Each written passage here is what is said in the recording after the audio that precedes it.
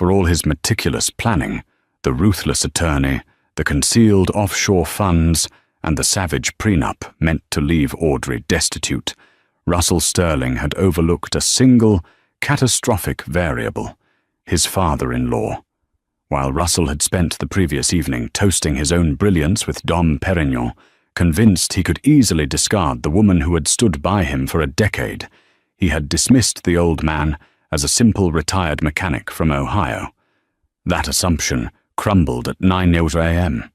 When the courtroom doors opened, Russell wasn't facing a pensioner. He was staring down his worst nightmare, a man clutching the one document capable of destroying his entire world. The air inside the Golden Rail, one of Boston's most exclusive private clubs, smelled of aged mahogany, cigar smoke, and the distinct crisp scent of arrogance. Russell Sterling held his crystal tumbler of scotch up to the light, admiring the amber liquid. He was 42, handsome in a predatory sort of way, with a jawline that looked like it had been chiseled out of granite, and a suit that cost more than most people's cars. "To freedom," Russell said, a smirk playing on his lips. Across the table, Harrison Cole, his attorney, clinked his glass against Russell's. Harrison was a man who resembled a ferret in a bespoke suit, sharp-nosed, beady-eyed, and utterly ruthless. He was the kind of lawyer you hired when you didn't care about justice, only winning.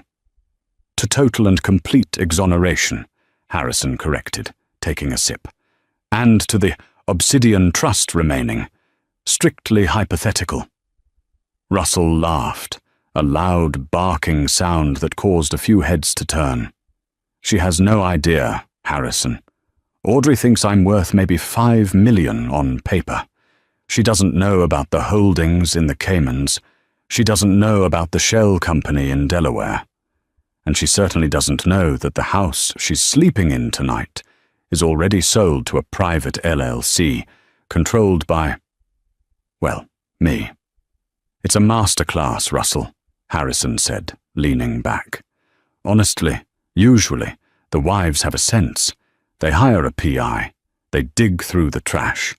But Audrey, she's been docile as a lamb.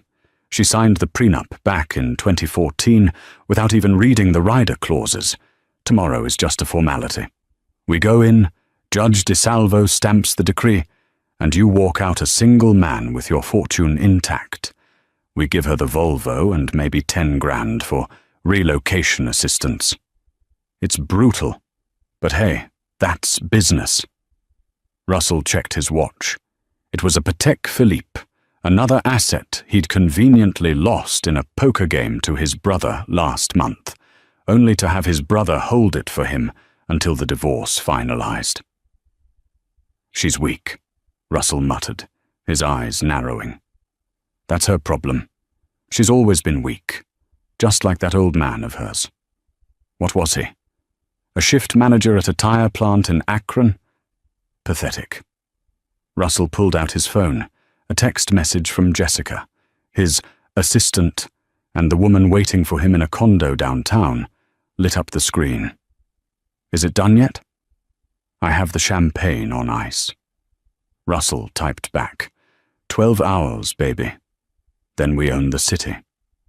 He thought back to the last conversation he'd had with Audrey 3 days ago in the kitchen of their sprawling estate in Brookline. She had looked tired.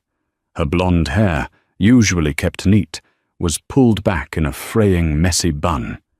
She was wearing sweatpants. She looked defeated. "Russell, please," she had whispered, holding a coffee mug with both hands to stop them from shaking. "I don't care about the money. I just want the house. It's the only stable thing the kids have known." "The kids are going to boarding school in Switzerland, Audrey," he had snapped, grabbing his keys. "And the house is too big for you. You can't afford the heating bill, let alone the property tax. Do yourself a favor. Don't fight me on Tuesday. If you fight, I will bury you in legal fees until you're living in a cardboard box." She hadn't said a word after that. She just looked down at her coffee. That was the moment Russell knew he had won. She had no fight left. She had no allies. Her mother had passed away 5 years ago, and her father, Arthur, was a ghost. Some old guy who sent a card with a $20 bill in it every Christmas and barely spoke 2 words at the wedding. "One more round," Russell yelled to the waiter, "and bring the bottle." They drank until 2 a.m. Russell went home to the condo, not the estate. He slept the sleep of the just, or at least the sleep of the incredibly wealthy and morally bankrupt. He didn't dream of his wife of 10 years. He didn't dream of the tears she'd cried when he missed their anniversary for the 3rd year in a row. He dreamed of the yacht he was going to buy on Wednesday. He was going to name it the Alimony, a final private joke. Little did he know, across town, in a small, dimly lit hotel room at the Holiday Inn Express, a light was still burning. Audrey sat at a small desk, her hands folded. Sitting on the bed behind her, cleaning a pair of wire-rimmed spectacles with a microfiber cloth, was a man in a flannel shirt and worn-out jeans. Arthur Holloway didn't look like much. But then again, neither did a loaded gun until the trigger was pulled. "Go to sleep, Katie," Arthur said gently. His voice was gravel, rough from years of breathing in factory dust, or so Russell assumed. "I'm scared, Dad," Audrey whispered. "Harrison Cole is a monster. He destroyed his last 3 opponents. Russell says he has Judge DeSalvo in his pocket." Arthur put his glasses on. His eyes were a startling, icy blue. Intelligent eyes. Dangerous eyes. "Let Mr. Cole be a monster," Arthur said, standing up and walking over to his daughter. He placed a heavy, calloused hand on her shoulder. "And let Russell think he's a king. Kings get careless. They forget to look down at the grass to see where the snakes are hiding." "Russell thinks you're a mechanic," Audrey said, a small, nervous smile touching her lips. Arthur chuckled. It was a dry, humorless sound. "I was a mechanic, Katie. I fixed broken things. Tomorrow we're going to fix something very big and very broken." He looked at the cheap digital clock on the nightstand. "Get some rest. Tomorrow is going to be a very long day for your husband." The Suffolk County Courthouse was an imposing building, all grey stone and misery. To Russell Sterling, it looked like a bank where he was about to make a massive withdrawal. He strode into courtroom 4B at 8:55 a.m., flanked by Harrison Cole and 2 junior associates carrying boxes of files. The intent was clear: intimidation. They wanted to physically dominate the space with paperwork, suits, and confidence. Russell smoothed his tie. He looked over at the defendant's table. Audrey was there. She wore a simple navy blue dress, one she'd had for years. She looked small against the heavy oak furniture. Beside her sat her attorney, a woman named Sarah Jenkins. Russell almost laughed out loud. Jenkins was a solo practitioner who mostly handled traffic violations and minor custody disputes. She looked frizzy, disorganized, and completely out of her depth. "Jenkins?" Harrison whispered to Russell, covering his mouth to hide a sneer. "This is going to be a bloodbath. I almost feel bad." "Don't," Russell said coldly. "Just finish it." "All rise," the bailiff bellowed. Judge Anthony DeSalvo entered. He was a heavy-set man with a face like a bulldog and a reputation for hating long, drawn-out proceedings. He wanted efficiency. Russell liked that. Efficiency favored the one with the best paperwork, and Russell's paperwork was immaculate. "Docket number 492-1, the clerk announced. "Sterling v. Sterling." "Good morning, Your Honor," Harrison Cole boomed, standing up and buttoning his jacket. "Harrison Cole for the plaintiff, Mr. Russell Sterling. We are ready to proceed with the summary judgment, based on the prenuptial agreement, signed August 14th, 2014. "Miss Jenkins?" Judge DeSalvo looked over his reading glasses. "Good morning, Your Honor," Sarah Jenkins said. Her voice was steady, but quiet. Sarah Jenkins for the defendant, Mrs. Audrey Sterling. All right, DeSalvo sighed, shuffling papers. I've reviewed the motions. Mr. Cole, you're asserting that the assets in question, specifically the Brookline estate, the portfolio with Vanguard, and the collection of vintage automobiles, are sole property of Mr. Sterling, pre-protected by the prenup. That is correct, Your Honor, Harrison said, pacing slightly. The agreement is explicit. Any assets acquired through Sterling Industries or its subsidiaries remain the sole property of my client. Mrs. Sterling waived her rights to equitable distribution in exchange for a lump sum payment of $50,000 upon dissolution of the marriage. A ripple of murmurs went through the few people in the gallery. $50,000. It was an insult. It wouldn't even cover rent in Boston for a year. And, Harrison continued, pressing his advantage, we have evidence that Mrs. Sterling has been fiscally irresponsible during the marriage, necessitating this strict separation. My client has been the sole provider. Russell sat back, crossing his legs. He watched Audrey. She wasn't looking at him. She was looking at the double doors at the back of the courtroom. Who is she waiting for? Russell thought. Her boyfriend? Some loser she met at the gym? Ms. Jenkins, the judge said, do you have any counter-arguments regarding the validity of the prenup? Sarah Jenkins stood up. She shuffled her papers nervously. Your Honor, we are not contesting the signature on the prenup. Russell smirked. Game over.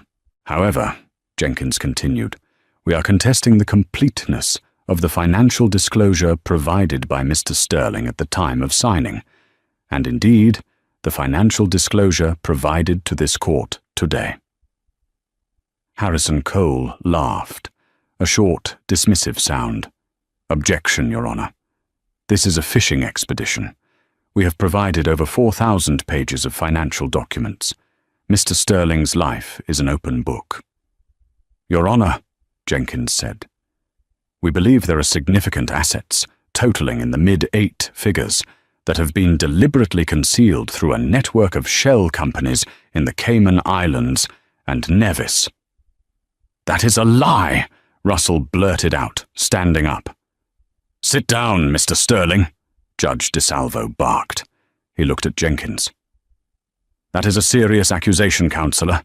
Do you have proof? Because if you're just stalling, I will hold you in contempt and grant the plaintiff's motion immediately. We do have proof, Your Honor, Jenkins said. But it involves a complex web of corporate entities. I would like to call a witness who can explain the structure of Obsidian Holdings, LLC. Russell froze. Obsidian. He felt a cold drop of sweat slide down his spine. He had never spoken that name to Audrey. He hadn't even written it down in his home office. It existed only on a secure server in Zurich and in the mind of his offshore banker. Harrison Cole stiffened. Your Honor, this is preposterous. There is no witness list. They cannot just surprise us with— Actually, Your Honor, Jenkins interrupted. We filed an amended witness list this morning at 8 a.m., adhering to the 60-minute emergency disclosure rule for rebuttals. DeSalvo checked his computer screen. She's right, Mr. Cole, it's here. The judge squinted at the screen. Arthur Holloway. Russell blinked. He let out a breath of relief. Arthur? Her dad? Russell leaned over to Harrison. It's fine, he whispered aggressively. It's her father. He's a nobody. He's a retired factory worker. He doesn't know what an LLC is. They're desperate. Let him testify. I'll tear him apart on cross-examination myself. Harrison looked doubtful, but he nodded. Very well, Your Honor. We have nothing to hide. Let's hear from the father. Bailiff, call Arthur Holloway, the judge said. The heavy double doors at the back of the courtroom groaned open. Russell turned around in his swivel chair, a smug grin plastered on his face, ready to intimidate the old man with a stare. He expected to see a man in a cheap polyester suit, maybe a stained tie, looking confused and frightened. Instead, the man who walked through the doors moved with the silence and precision of a predator entering a clearing. Arthur Holloway was wearing a suit, but it wasn't cheap polyester. It was a charcoal three-piece suit that fit him perfectly. He carried a leather briefcase that looked battered but expensive, the kind used by men who traveled to places where business was done in whispered tones. But it wasn't the clothes that made Russell's smile vanish. It was the way Arthur walked. He didn't shuffle. He marched. His head was high, his eyes locked directly on Russell. There was no fear in those eyes. There was only a cold, hard promise of violence. As Arthur passed the bar and approached the witness stand, he paused for a brief second near Russell's table. He didn't look at his daughter. He looked at Harrison Cole. "Mr. Cole," Arthur said, his voice deep and resonant, carrying to the back of the room without a microphone. "I believe we met in 1998. The Enron hearings? You were a junior associate then. I see you haven't changed your ethics, only your billing rate." Harrison Cole's face went white. The blood drained from it so fast he looked like a corpse. "You," Harrison stammered. He looked at Russell, panic flaring in his eyes. "Russell, you said he was a mechanic." "He is," Russell hissed. "He worked at Goodyear." Arthur took the stand. He placed his briefcase on the ledge. He sat down and adjusted the microphone. "State your name for the record," the clerk said. "Arthur James Holloway," he said. "And your occupation?" Arthur looked at Russell. A small, terrifying smile appeared. "Currently?" "Retired," Arthur said. "Formerly?" "Senior forensic auditor for the Internal Revenue Service, Special Crimes Division, specializing in offshore tax evasion and high net worth asset recovery." The silence that fell over the courtroom was absolute. It was the silence of a bomb having been armed, with the timer ticking down to 0. Russell felt his stomach drop through the floor. He looked at Harrison. Harrison was trembling. "You said he was a mechanic," Harrison whispered, his voice cracking. "He told me he fixed things." Russell cried out, too loud. "I did," Arthur said into the microphone, answering the whisper Russell thought was private. "I fixed people who thought they were above the law, Mr. Sterling, and today I'm going to fix you." Judge DeSalvo leaned forward, the leather of his chair creaking loudly in the stunned silence. He took off his reading glasses, polished them on his robe, and put them back on, staring at the man in the witness box. "Mr. Holloway," DeSalvo said, his voice carrying a mix of curiosity and warning. "Did you just say Special Crimes Division?" "I did, Your Honor," Arthur replied smoothly. "Badge number 49992. I spent 30 years tracking money that didn't want to be found. I retired 5 years ago to spend time with my daughter and grandchildren. I told people I was a mechanic because, frankly, it kills the conversation at dinner parties. Nobody wants to talk to the tax man. Everyone wants to talk to the guy who can fix their transmission." Russell felt the blood rushing to his head. A high-pitched ringing started in his ears. He grabbed Harrison Cole's arm, his grip tight enough to bruise. "Do something," Russell hissed. "Object. Get him out of here. He's lying. He's a senile old man." Harrison Cole pulled his arm away, his eyes darting around the room like a trapped animal. "I can't object to his occupation, Russell. If he's perjurying himself, he goes to jail. But if he's telling the truth—" Harrison swallowed hard. "If that's really Arthur, the artichoke." "Holloway. The what?" "It was a nickname," Harrison whispered, looking nauseous. because when you peel back the layers of a company, he always gets to the heart. He took down the McAllister Syndicate in '04. I thought he was dead. "Mr. Cole," Judge DeSalvo barked, "are you done consulting with your client? Because I am very interested to hear what Mr. Holloway has to say about Obsidian Holdings." Harrison stood up, his knees shaking slightly. "Your Honor, we object to this witness on the grounds of relevance. This is a divorce hearing, not a tax audit. Mr. Sterling's financials have been certified by a CPA." "And Enron's financials were certified by Arthur Anderson," Arthur cut in, his voice calm but slicing through the air like a razor. "Certification only works if you show the accountant everything, Mr. Cole. You know that. You taught a seminar on creative asset shielding at Harvard Law in 2011. I have the syllabus in my briefcase, if you'd like a refresher." Harrison sat down abruptly. He didn't say another word. He knew when he was outgunned. "Proceed, Ms. Jenkins," the judge said, a faint smile playing on his lips. Sarah Jenkins, who had been looked down upon by Russell and Harrison all morning, stood up. She looked taller now, confident. "Mr. Holloway," she said, "please tell the court how you became aware of the entity known as Obsidian Holdings, LLC. Arthur turned his gaze to Russell. For the first time, Russell saw the depth of the intelligence behind those eyes. It wasn't the look of a father-in-law. It was the look of a hunter who had been watching his prey graze for months, waiting for the perfect wind.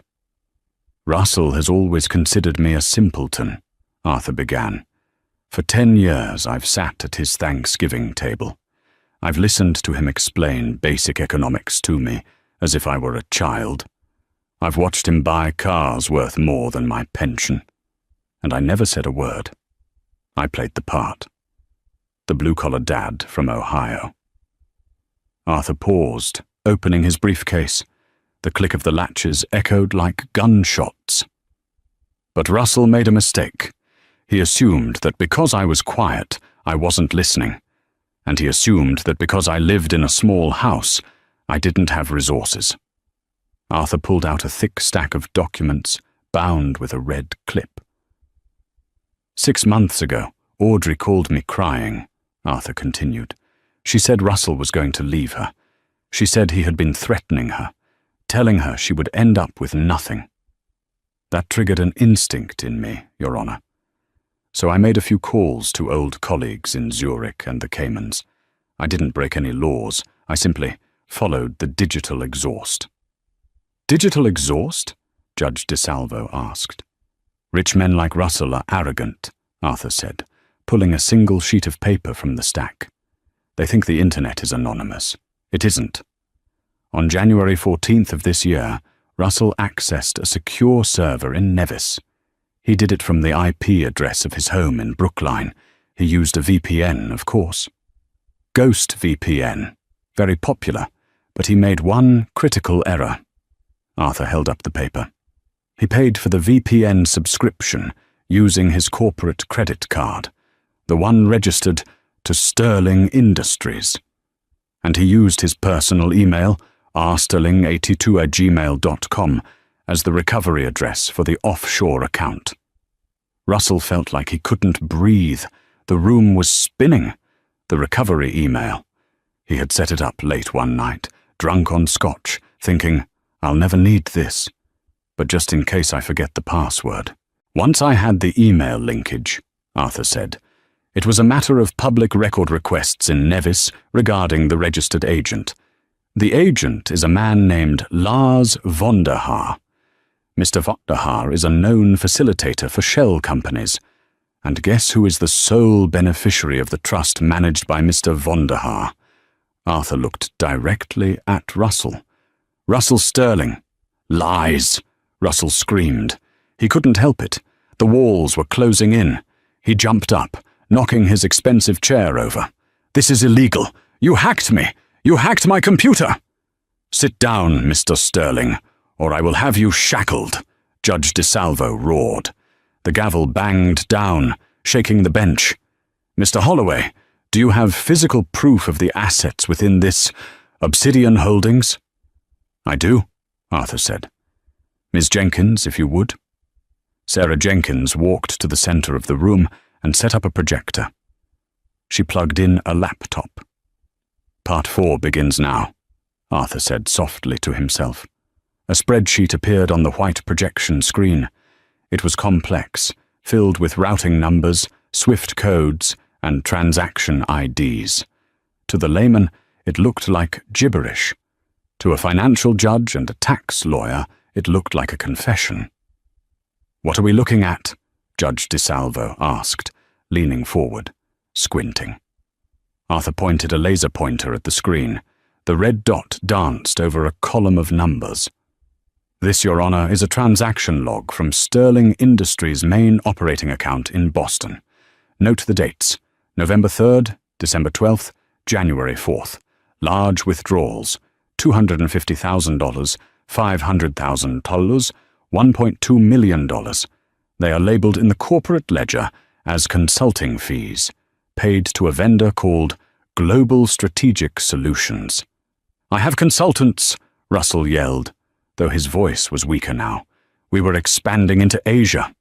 "Global Strategic Solutions," Arthur continued, ignoring Russell, "is a shell company registered in Delaware. Its address is a P.O. box at a UPS store in Wilmington. I had a colleague drive by and take a picture." Sarah Jenkins clicked a button. A photo appeared on the screen. It was a sad, lonely mailbox in a strip mall, next to a dry cleaner. "There is no office. There are no employees," Arthur said. "But look where the money goes after it hits Delaware." The slide changed. Now it showed a flow chart.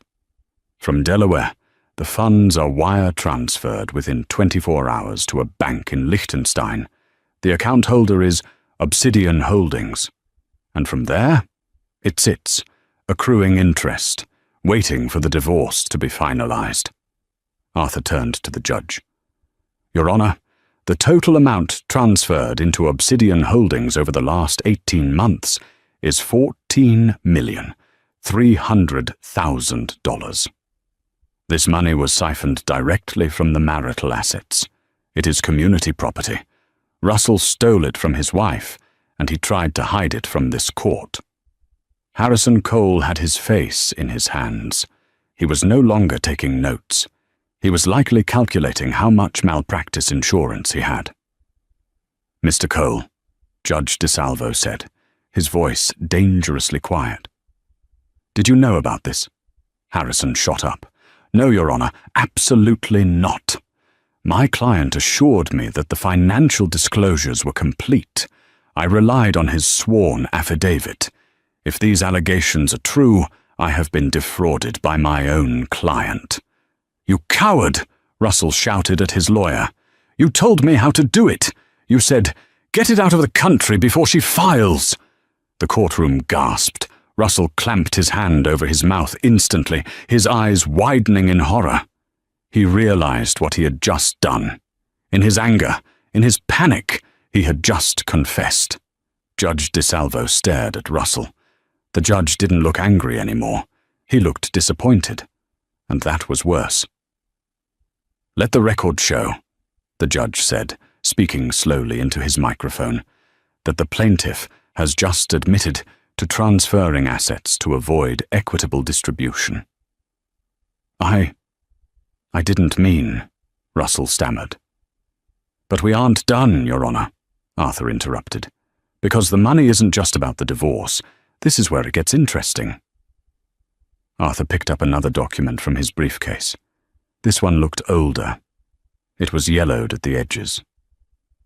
"Mr. Sterling," Arthur said, addressing Russell directly.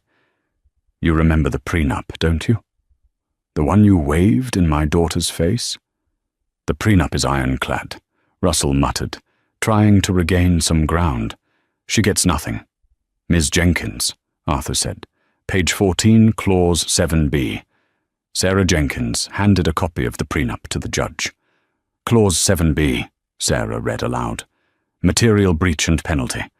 In the event that either party is found to have willfully concealed assets exceeding the value of $1,000 with the intent to defraud the other party, the entirety of this prenuptial agreement shall be rendered null and void. Russell froze. He didn't remember that clause. "Harrison," Russell whispered. Harrison Cole looked at him with dead eyes. "It's a standard fraud protection clause, Russell. I put it in all my contracts. I assumed you wouldn't be stupid enough to actually get caught." "Since you have just admitted to the concealment," Arthur said, "and the amount is clearly over $1 million, the prenup is dead. Which means—" Arthur took off his glasses and folded them. "Audrey is entitled to 50% of everything, including Obsidian Holdings, including the house, including the company." "No," Russell whispered. "No, you can't take the company. It's my legacy." "There is one more thing," Arthur said. He turned back to the judge. "Your Honor, as a former federal officer, I have a duty to report crimes. The $14 million in Obsidian Holdings wasn't taxed. It was written off as business expenses, consulting fees. That represents approximately $5 million in tax evasion." Arthur pulled a small, sealed envelope from his jacket pocket. "I took the liberty of compiling a formal whistleblower report for the IRS Criminal Investigation Division. I haven't mailed it yet. I wanted to see how today went." Russell stared at the envelope. It was white, unassuming, and it contained the end of his life. "If that envelope gets mailed," Harrison Cole whispered to Russell, "you aren't just losing your house. You're going to federal prison for 5 to 7 years. Russell looked at Audrey. She was still sitting quietly, but she was looking at him now. She wasn't smiling. She looked sad. She looked at him with the pity one might feel for a dog that had run into traffic. "Audrey," Russell choked out. "Honey, baby, we can talk about this. We don't need the courts. We can work this out." Arthur stepped down from the witness stand. He walked over to Audrey and stood behind her, his hands on the back of her chair. A shield of steel and flannel. "Mr. Sterling," the judge said, "I am going to call a recess. I suggest you and Mr. Cole have a very, very serious conversation about a settlement offer. And when I say serious, I mean you better offer Mrs. Sterling the moon, the stars, and the sky. Because if you come back in here and make me rule on this, I will strip you of every dime you have, and then I will personally hand that envelope to the district attorney. Recess for 1 hour." The gavel banged. Russell collapsed into his chair. He watched Arthur lean down and whisper something to Audrey. She nodded and took her father's hand. They walked out of the courtroom together, heads held high. As they passed the defense table, Arthur paused. He didn't look at Russell. He looked at the Rolex on Russell's wrist, the one Russell was hiding. "Nice watch," Arthur said. "You might want to sell it. You're going to need the bail money." The conference room attached to courtroom 4B was a stark contrast to the opulence Russell Sterling was accustomed to.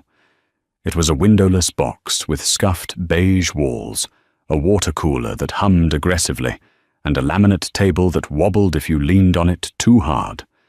Russell sat on one side, his head in his hands. His expensive suit jacket was draped over the back of the chair, now wrinkled. The tie he had chosen so carefully that morning, a silk Hermes print meant to project power, felt like a noose around his neck. Harrison Cole was pacing the small room, frantically thumbing through messages on his BlackBerry. The lawyer's veneer of invincibility had completely shattered. He wasn't thinking about Russell anymore. He was thinking about his own license to practice. "They have us, Russell," Harrison hissed, stopping to glare at his client. "They have us cold. The forensic trail is undeniable. You used the corporate card for the VPN. God, how could you be so sloppy? That's rookie mistake 101. I didn't hire you to critique my IT skills, Harrison, Russell snapped, looking up. His eyes were bloodshot. I hired you to fix this.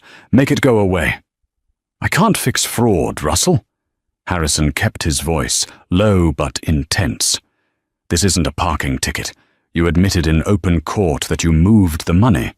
Arthur Holloway is sitting out there with a sealed indictment in his pocket.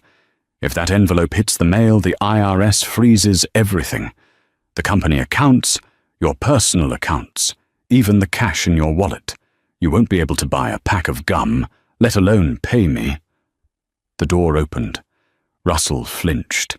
He expected the bailiff. Instead, Sarah Jenkins walked in, followed by Audrey and Arthur. Audrey looked different. The fear that had defined her posture for the last year was gone. She didn't look triumphant exactly. She looked resolved. She sat down opposite Russell, folding her hands on the table. Arthur didn't sit. He stood by the door, leaning against the frame, arms crossed. The white envelope was visible in his breast pocket, a silent, terrifying sentinel. "Here is the offer," Sarah Jenkins said, sliding a single sheet of paper across the table. Harrison picked it up. His eyes scanned the document, widening with every line. "This is insane," Harrison muttered. "You want everything?" "Not everything," Sarah corrected calmly. "We are leaving Mr. Sterling with his personal vehicle, the 2022 Mercedes, and his 401k, which is legally protected." "You want the house?" Harrison read aloud, his voice rising. "The Cayman accounts, the Nevis Trust, and 60% of Sterling Industries stock." "That's my company," Russell slammed his hand on the table. "My father started that company. You can't take my majority share. That means I lose control of the board." "You lost control when you used the company to launder money, Russell," Arthur spoke up from the doorway. His voice was calm, contrasting with the hysteria in the room. "If the IRS investigates, they will seize the company assets to pay the back taxes and penalties. The company will be bankrupt within 6 months. Your employees will lose their jobs. The stock will go to zero." Arthur walked over and tapped the paper in front of Harrison. "This is a mercy kill, Russell. If Audrey takes the 60%, she becomes the majority shareholder. She can fire you, yes, but she won't liquidate the company. She wants to preserve it for the children's inheritance. She saves the business. You get to walk away without handcuffs." Russell looked at Audrey. "Kat, please. You don't know how to run a manufacturing firm. You'll run it into the ground." "I won't run it," Audrey said softly. "I'm hiring a new CEO. Dad knows some people." Russell felt a vain throb in his temple. "So that's it? I build it, and you hand it over to some stranger?" "You didn't build it alone, Russell," Audrey said, her voice gaining strength. "I hosted every dinner party. I managed the renovation so you could refinance. I raised our children while you were working late with Jessica." The mention of Jessica's name sucked the air out of the room. Russell went pale. "I know about her," Audrey said, tears welling in her eyes, but she didn't let them fall. "I've known for 6 months. I found the receipts for the bracelet you bought her. The Cartier Love bracelet. You told me business was tight that month, so we couldn't go on vacation. But you spent $12,000 on a bracelet for your assistant." Russell looked down, unable to meet her gaze. The shame was a physical weight, pressing him into the cheap plastic chair. "The offer is non-negotiable," Sarah Jenkins said. "You signed the settlement agreement, admitting to the financial discrepancies as clerical errors, which we will accept for the civil case, and you transfer the assets immediately. In exchange, Mr. Holloway destroys the whistleblower report." "And if I don't sign?" Russell asked weakly. Arthur reached into his pocket and pulled out the envelope. He held it up. Then we go back into the courtroom. Judge DeSalvo issues a ruling that gives Audrey everything anyway, because you committed perjury. And then I walk this down the street to the federal building. The choice is yours, Russell. Poverty or prison. Harrison Cole leaned in close to Russell. "Sign it," he whispered. "Sign it right now. If you go to prison, I can't help you. And frankly, with what you owe me in legal fees, I'm not sure I'd want to." Russell looked at the pen. It was a cheap Bic ballpoint sitting on the table. It looked so insignificant. He thought about his condo downtown. He thought about the yacht he was going to buy. He thought about the reputation he had built as a titan of industry. It was all dissolving like sugar in hot water. "I need time," Russell croaked. "You have 5 minutes," Arthur said, checking his watch. "The judge is back at 11 now. Russell looked at Audrey one last time. He was looking for a trace of the woman who used to forgive him for everything. The woman who would apologize when he yelled at her. That woman was gone. With a trembling hand, Russell picked up the pen. He signed his name at the bottom of the page. The signature was shaky, barely recognizable. Russell Sterling. He pushed the paper away. "Are you happy now?" He spat at Audrey. Audrey stood up. She picked up the document and handed it to Sarah. "No, Russell," she said sadly. "I'm not happy. My marriage is over. My family is broken. But for the first time in a long time, I'm safe." She turned and walked out. Arthur lingered for a moment. He looked at the envelope in his hand, then at Russell. He ripped the envelope in half, then in quarters. He dropped the pieces on the table. "A deal is a deal," Arthur said. "You're a lucky man, Russell. Try not to waste your second chance." Arthur left the room. Russell stared at the torn pieces of paper. He reached out and picked one up. He unfolded it. It was blank. There was no report inside, no whistleblower form, just blank sheets of printer paper. "He bluffed," Russell whispered, his eyes widening in disbelief. "The old man bluffed." Harrison Cole was packing his briefcase, eager to flee. He looked at the blank paper. "He played you, Russell," Harrison said, shaking his head. "He played poker with a pair of twos, and you folded a full house. I'd be impressed if I wasn't so disgusted." Russell let out a scream of rage that echoed off the beige walls, but there was no one left to hear it. The reality of the settlement didn't hit Russell immediately. It was a slow, agonizing bleed. It started 10 minutes after he left the courthouse. He walked out the side exit to avoid any potential press, though in reality, no one cared enough to be there. He pulled out his phone to call Jessica. He needed comfort. He needed to hear someone tell him that he was still a king, even if his kingdom had been halved. "Hey, baby," he said, when she answered, trying to force a casual tone into his voice. "Court is over." Finally, Jessica's voice was bright, expectant. "Did you crush her? Is the house ours?" Russell paused, standing on the sidewalk as a cold wind whipped through the streets of Boston. Not exactly. There were some complications. The judge was biased. We had to settle. "Settle?" The brightness in her voice dimmed. "What does that mean, Russell? What did you give her?" "She got the house," Russell admitted, wincing. "And the investment accounts." Silence on the other end. A cold, calculating silence. "And the offshore money?" Jessica asked sharply. "The obsidian thing you told me about?" "She got that too." Russell rubbed his temples. "Look, Jess, it's complicated. Her father is some kind of ex-Fed. They had me cornered. But I still have my salary. I'm still the CEO. Well, technically I'm a minority shareholder now, but I can rebuild. We can rebuild." "Wait," Jessica said. Her voice was unrecognizable. It wasn't the voice of the loving girlfriend.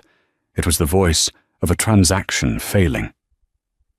You lost the house, the savings and the hidden cash? So what do you have? I have you, Russell said, hating how pathetic he sounded. And the condo? The condo is leased in the company name, Russell, Jessica pointed out. If you lost control of the company, how long until they cut the lease? Russell hadn't thought of that. I can't do this, Jessica said abruptly.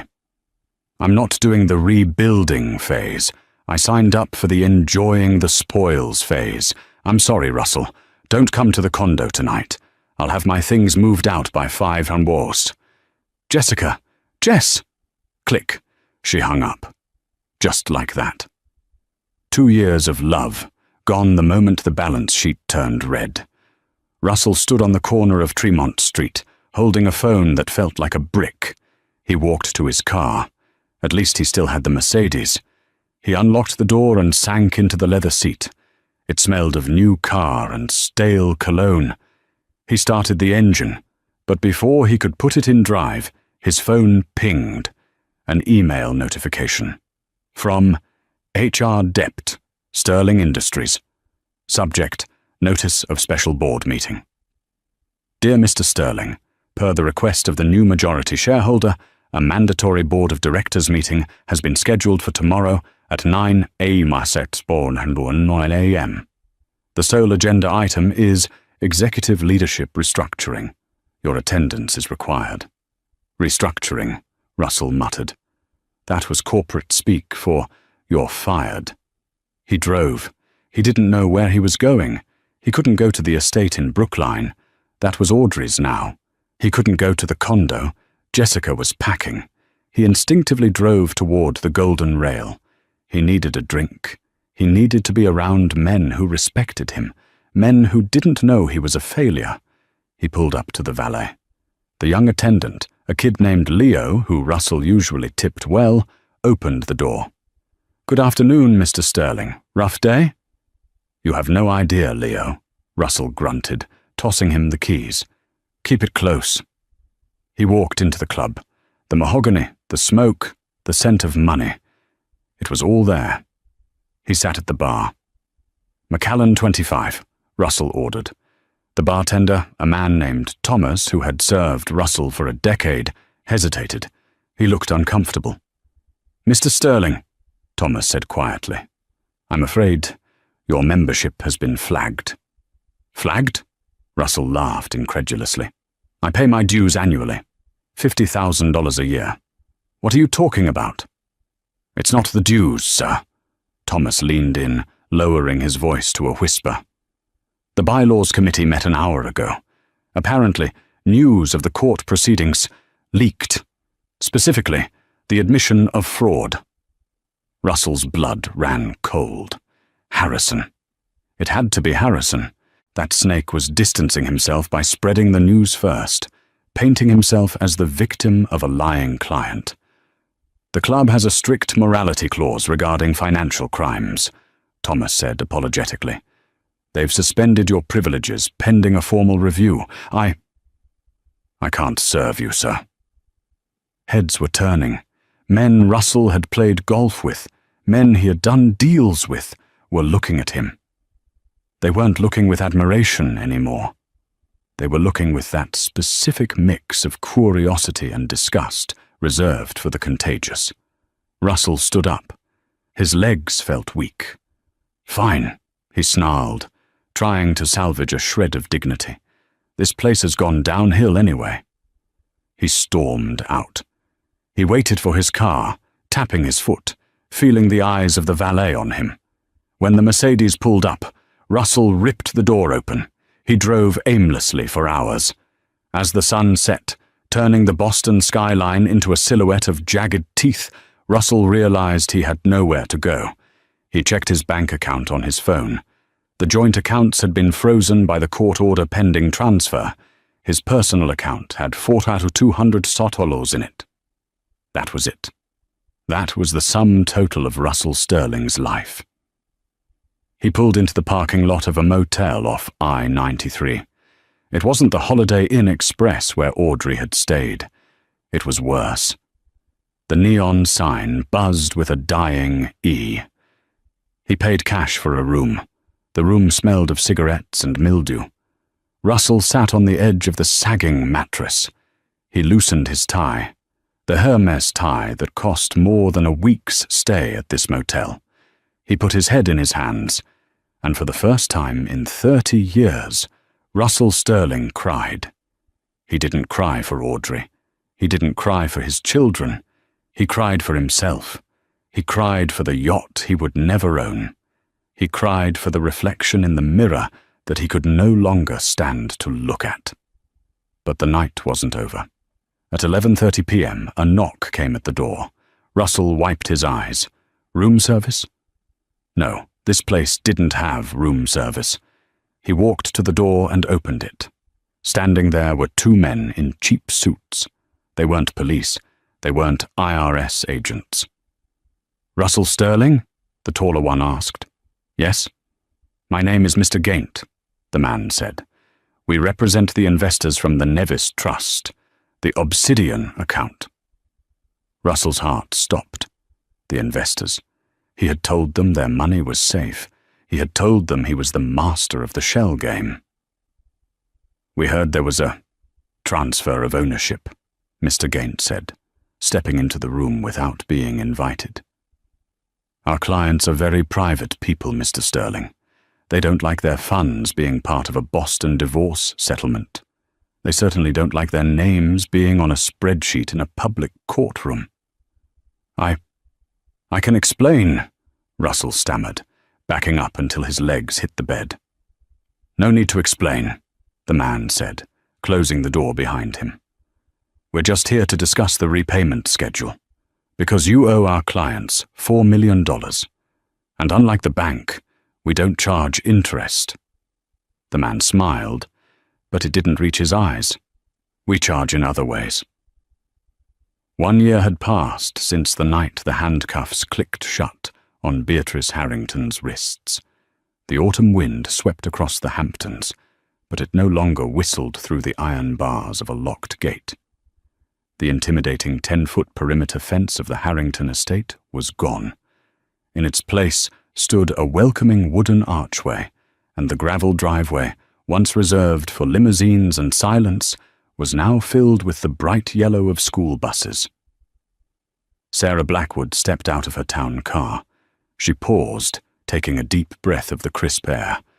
She had spent the morning in a glass-walled boardroom in Manhattan, staring down Preston Clyde until he finally signed the acquisition papers. The shark had folded. Sarah had secured the shipping routes, not by shouting, but by quietly leveraging the environmental data she had acquired. She was a billionaire now, a titan of industry. But here, on this lawn, she was just Sarah. "They're louder than the old garden parties," a raspy voice noted.